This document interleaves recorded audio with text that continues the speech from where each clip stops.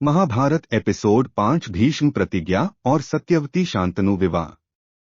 एक दिन महाराज शांतनु यमुना के तट पर घूम रहे थे कि उन्हें नदी में नाव चलाते हुए एक सुंदर कन्या दृष्टिगत हुई। उसके अंग अंग से सुगंध निकल रही थी। महाराज ने उस कन्या से पूछा, हे देवी, तुम कौन हो? कन्या ने बताया, महाराज, मेरा नाम सत्यवती है और मैं निषाद कन्या हूँ।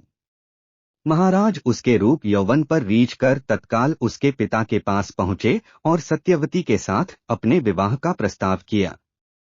इस पर धीमवर निषाद बोला, राजन, मुझे अपनी कन्या का आपके साथ विवाह करने में कोई आपत्ति नहीं है, परंतु आपको मेरी कन्या के गर्भ से उत्पन्न पुत्र को ही अपने राज्य का उत्तराधिकारी बनाना होगा।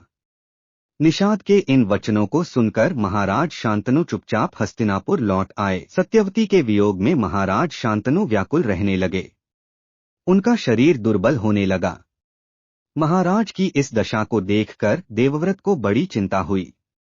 जब उन्हें मंत्रियों के द्वारा पिता की इस प्रकार की दशा होने का कारण ज्ञात हुआ तो वे तत्काल समस्त मंत्रियों के साथ निषाद के घर जा पहुंचे और उन्होंने निषाद से कहा, हे निषाद, आप सहर्ष अपनी पुत्री सत्यवती का विवाह मेरे पिता शांतनु के साथ कर दें। मैं आपको वचन देता हूं कि आपकी पुत्री के गर्भ से जो बालक जन्म लेगा वही राज्य का उत्तराधिकारी होगा।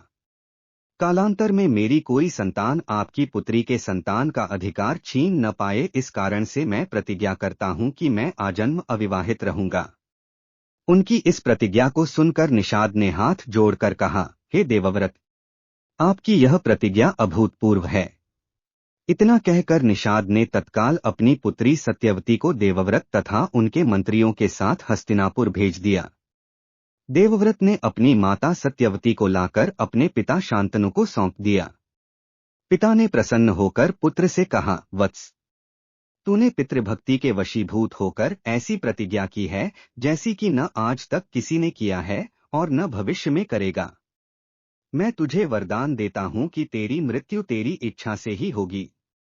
तेरी इस प्रकार की प्रतिज्ञा करने के कारण तू भीष्म कहलाएगा और तेरी प्रतिज्ञा भीष्म प्रतिज्ञा के नाम से सदैव प्रख्यात रहेगी।